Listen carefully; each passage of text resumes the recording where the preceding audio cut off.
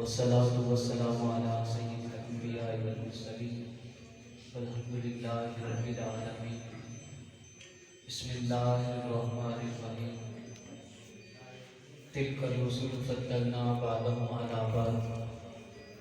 صدق الله العظيم وصدق رسوله النبي الكريم ونحن على ذلك لمن الشاهدين والشاكرين والحمد لله رب العالمين. مولاي صل وسلم دائما ابدا على حبيبك خير الخلق كلهم. الصلاة والسلام عليك يا سيدي يا رسول الله. الصلاة والسلام عليك يا سيدي يا نبي الله وعلى آلك وأصحابك يا سيدي يا محمد رسول الله.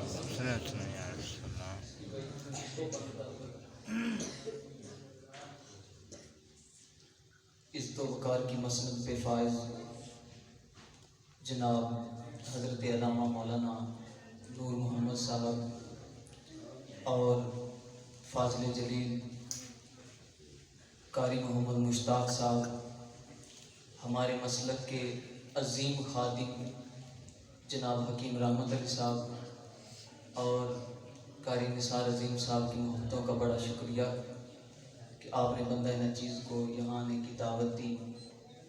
اللہ تعالیٰ کی بارگاہ میں دعا ہے کہ مالک کریم میرا پڑھنا آپ کا سننا اپنی پاک بارگاہ میں قبول و منظور فرمایا.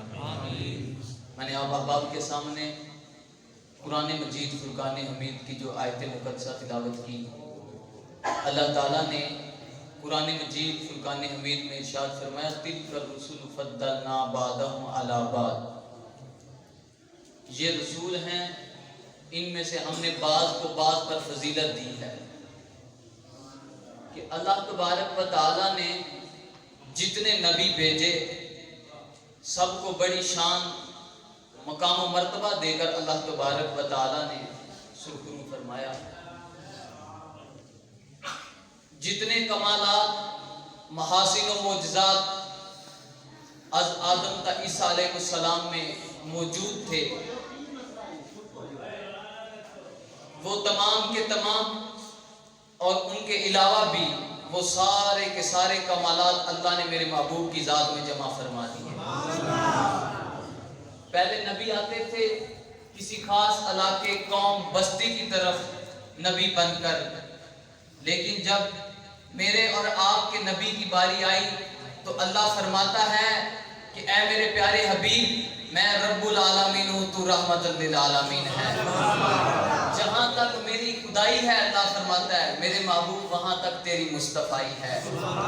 اللہ فرماتا ہے کوئی ذرہ کائنات وہ میری ربوبیت سے باہر نہیں اور تیری شان و رسالت سے کوئی ذرہ کائنات کو باہر نہیں ہو سکتا.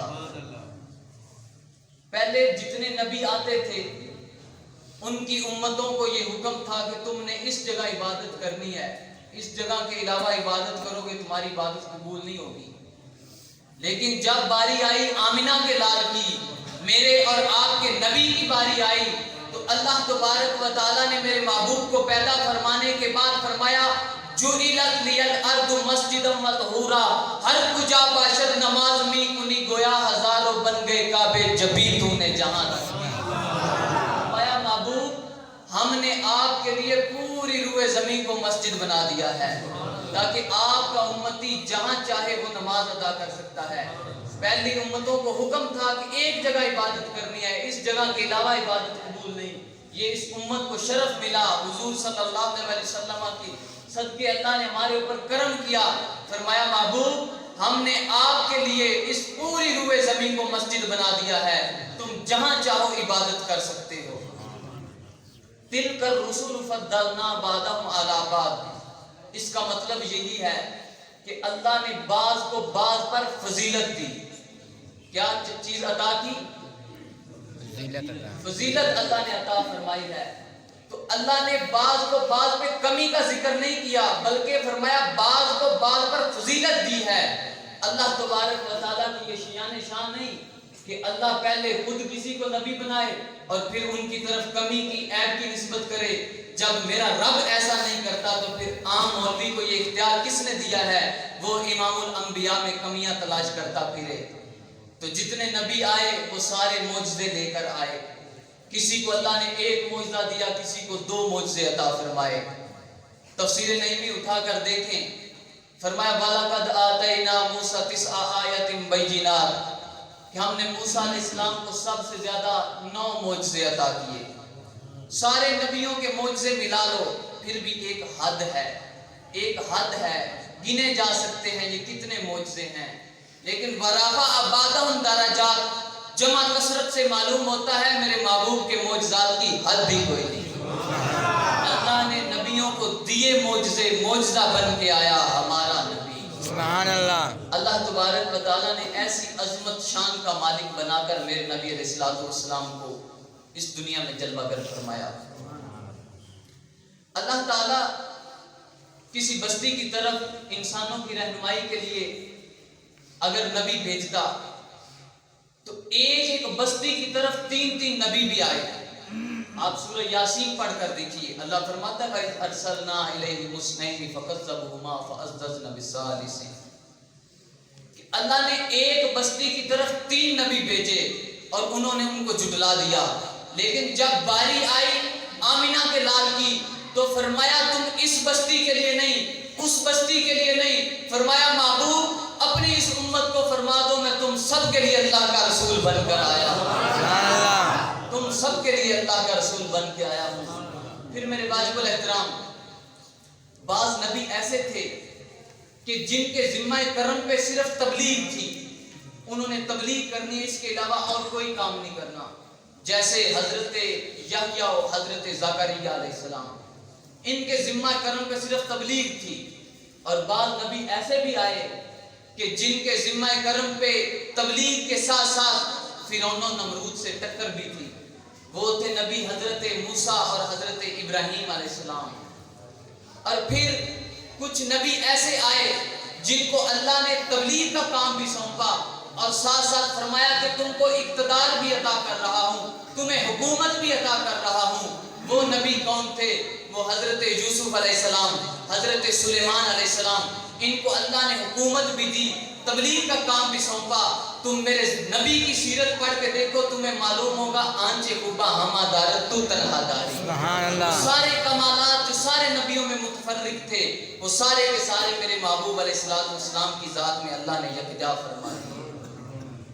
اللہ تعالیٰ نے ابراہیم علیہ السلام کے بارے میں فرمایا انی جاعلک للناس اماما کہ میں تجھے لوگوں کے لیے امام بنانے والا ہوں.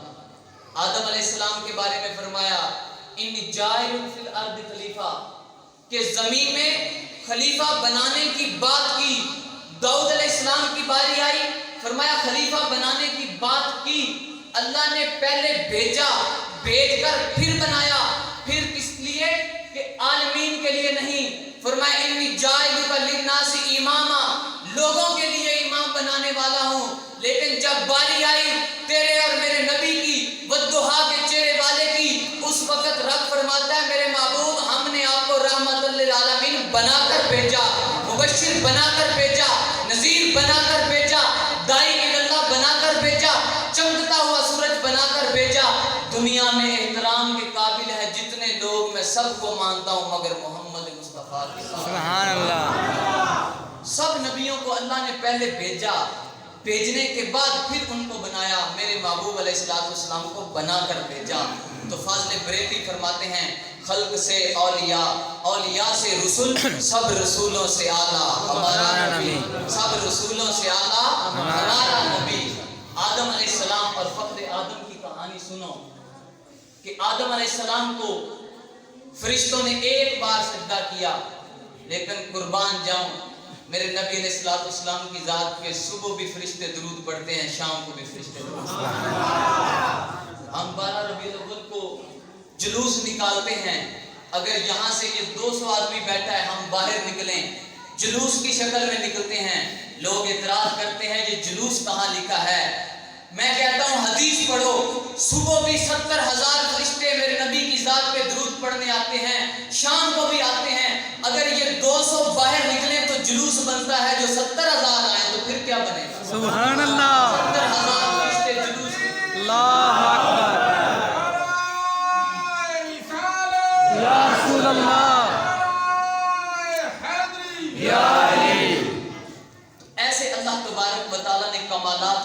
میرے نبی علیہ السلام کو مبعوث فرمایا. میرے حضور فرماتے ہیں قیامت کا دن ہوگا، لواء حمد میرے ہاتھ میں ہوگا، سارے نبی میرے جھنڈے تلے کھڑے ہو جائیں گے. سب سے پہلے میں ہوں جو اللہ کی بارگاہ میں شفاعت کروں گا. جنت کا دروازہ میرے لیے ہی کھولا جائے گا. ولا فخرا، اور میں اس بات کے اوپر فخر نہیں کرتا. صحابہ عرض کرتے ہیں آقا یہ بات تو فخر والی ہے کہ روح اللہ، نجیب اللہ، کلیم اللہ، خلیل اللہ، وہ سارے نبی اتنی شانوں والے آپ کے جھنڈے تلے کھڑے ہوں اور آپ کے لیے شفاعت کا دروازہ کھولا جائے. تو میرے محبوب یہ بات تو فخر والی ہے، آپ فخر کرتے کیوں نہیں؟ تو میرے حضور فرماتے ہیں فخر میں کیوں کروں؟ فخر تو ان کو کرنا چاہیے جن کو مجھ جیسا امام مل گیا ہے. سبحان اللہ. ان کو کرنا چاہیے، یہ ان کے لیے فخر والی بات ہے. اللہ تعالیٰ نے آدم علیہ السلام کے بارے میں فرمایا وَعَلَّمَ آدَمَ الْأَسْمَاءَ كُلَّهَا. اللہ تعالیٰ نے آدم علیہ السلام کو تمام اشیاء کے نام سکھلا دیے. جب ان کو پیدا فرمایا، پیدا فرمانے کے بعد اللہ نے تمام اشیاء کے نام سکھلا دیے. جب تمام اشیاء کے نام سکھلا دیے، اب باری آتی ہے آمنہ کے لال کی. تو میرے محبوب علیہ السلام کو اللہ تبارک و تعالیٰ نے پڑھایا. میرے محبوب علیہ السلام کا جو امی لقب ہے، فرمایا اللہ کے علاوہ میرے محبوب علیہ السلام نے کسی سے تعلیم حاصل نہیں کی. جب رب پڑھانے والا ہو، رسول ذیشان پڑھنے والا ہو، تو پھر بتلاؤ کیا کوئی کلی جزی وہ میرے محبوب کے علم سے باہر رہ سکتی ہے؟ فرمایا کوئی کلی جزی میرے محبوب کے علم سے باہر نہیں رہ سکتی. تمام اشیاء کے نام اللہ تبارک و تعالیٰ نے تمام علوم قرآن میں رکھ کے الرحمن علم القرآن بیان فرما دیا کہ محبوب ہم نے آپ کو ہر چیز کا علم عطا فرمایا جو تم نہیں جانتے تھے. گرنا نبوت ذات حق اندر جود، آب و گلرا کی ملت کردے سجود. آدم علیہ السلام کو صفی اللہ بنایا، تمام انسانیت کا باپ بنایا، لیکن میرے اور تیرے نبی کو آدم کی بھی اصل بنایا. ظاہر میں میرے پھول، حقیقت میں میرے نخل. ظاہر میں میرے پھول، حقیقت میں میرے نخل. اس گل کی یاد میں یہ صدا پھول بشر کی ہے. اس گل کی یاد میں یہ صدا پھول بشر کی ہے. مسجد اقصیٰ میں جب میرے آقا کریم صلی اللہ علیہ وسلم تشریف لے گئے، سارے نبی میرے محبوب علیہ السلام کا انتظار کر رہے ہیں. حضور مسجد میں داخل ہوتے ہیں، جبرائیل امین اذان پڑھتا ہے. اذان پڑھنے کے بعد جبرائیل امین نے اقامت کہی. اقامت کہنے کے بعد میرے حضور کو مصلی امامت پہ کھڑا کر دیا. اب باقی سارے نبی مسجد اقصیٰ میں موجود ہیں، حضور کو مصلی پہ کیوں کھڑا کیا گیا؟ ایک بات یاد رکھنا، ایک فقہی اصول ہے کہ امامت کا حقدار کون ہے. امامت کا حقدار کون ہے؟ اگر یہ چند علماء یہاں تشریف نہ لاتے، میں ایک نکما آدمی یہاں موجود ہوتا، آپ سب آتے، میں نماز پڑھا دیتا. یہ کوئی کمال کی بات نہیں ہے. پتہ تب چلتا ہے کہ جب یہ سارے عالم ہوں، پھر پتہ چلے گا مصلی امامت پہ کون کھڑا ہوتا ہے. صفیں بندی ہوئی ہیں، مسجد اقصیٰ ہے، نبی کھڑے ہوئے ہیں، اور اب میرے آقا علیہ السلام کو مصلی امامت پہ کھڑا کر دیا گیا. اب دیکھنا ہے کہ امامت کا اصول یہ ہے کہ جو سب سے بڑا عالم ہوگا وہ مصلی امامت پہ آئے گا. تو صفے انبیاء میں وَعَلَّمَ آدَمَ الْأَسْمَاءَ كُلَّهَا کا تاج سر پہ لیے کھڑے نبی بھی ہیں کہ جن کو اللہ نے اتنا علم عطا فرمایا. لیکن اس کے باوجود یہ تمام چیزیں ایک طرف، لیکن میرے حضور صلی اللہ علیہ وسلم کو مصلی امامت پہ کھڑا کر دیا گیا. یہ اس بات کا اعلان ہو رہا ہے نبیوں کی صفوں کے اندر کہ اگر صفے انبیاء میں کوئی سب سے بڑا عالم ہے تو وہ آمنہ کا لال ہے. اگر کوئی سب سے بڑا عالم ہے تو وہ آمنہ کا لال ہے. اگر سارے ہی عالم ہوں تو پھر دیکھا جائے گا کہ اب امامت کا حقدار کون ہے. ثم اوراؤہم، جو سب سے زیادہ متقی ہوگا، پرہیزگار ہوگا علماء میں سے، وہ مصلی امامت پہ آئے گا. اب ساری ساری رات اور کئی ہزار مہینوں تک سالوں تک عبادت کرنے والے نبی بھی صف انبیاء میں موجود ہیں، لیکن مصلی امامت پہ کون آیا؟ وہ نبی آیا جن کے بارے میں میرے رب نے فرمایا محبوب ساری رات جاگا نہ کر، تھوڑا سا آرام بھی کر لو، ساری رات جاگا نہ کرو، تھوڑا آرام بھی کر لیا کرو۔ اس نبی کو مصلی امامت پہ کھڑا کیا جا رہا ہے۔ تو اگر سارے ہی متقی ہوں پھر مصلی امامت پہ کون آئے گا؟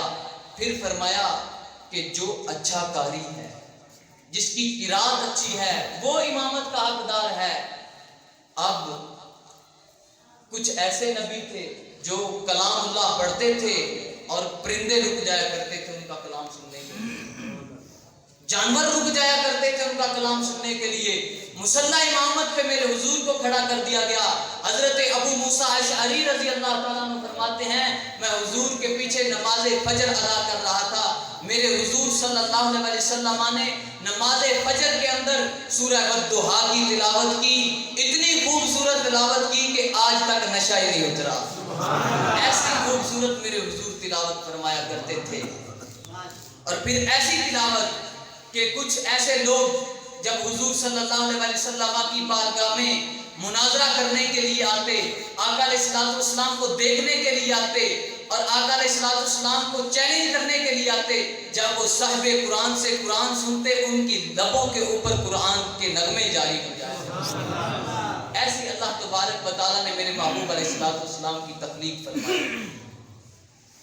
اللہ تبارک و تعالیٰ حضرت سلیمان علیہ السلام کے بارے میں فرماتا ہے وَحُشِرَ لِسُلَيْمَانَ جُنُودُهُ مِنَ الْجِنِّ وَالْإِنسِ وَالطَّيْرِ فَهُمْ يُوزَعُونَ کہ اللہ تعالیٰ نے سلیمان علیہ السلام کو جنوں، فرشتوں اور انسانوں کا لشکر عطا فرمایا، لیکن جب باری آئی آمینہ کے لال کی، اب ایک طرف سلیمان علیہ السلام کو اللہ جنوں کا، پرندوں کا لشکر عطا فرما رہا ہے، دوسری طرف آمینہ کے لال کے صحابی جنگ بدر میں جنگ لڑ رہے ہیں۔ اللہ تبارک و تعالیٰ کہیں 1000 فرشتہ بھیجنے کی بات کرتا ہے، کہیں بے ثلاثتی آلافین، کہیں بے خمستی آلافین، کہیں مصومین، کہیں منزلین۔ اللہ فرماتا ہے میں نے 1000 بھیجا، 3000، 5000 فرشتے بھیجے۔ اے فرشتوں، میرے محبوب کے سپاہی جنگ بدر میں جنگ لڑ رہے ہیں، فرشتوں تم بھی ان صحابہ میں جا کے جنگ لڑو، انی معاکم، میں بھی تمہارے ساتھ ہوں۔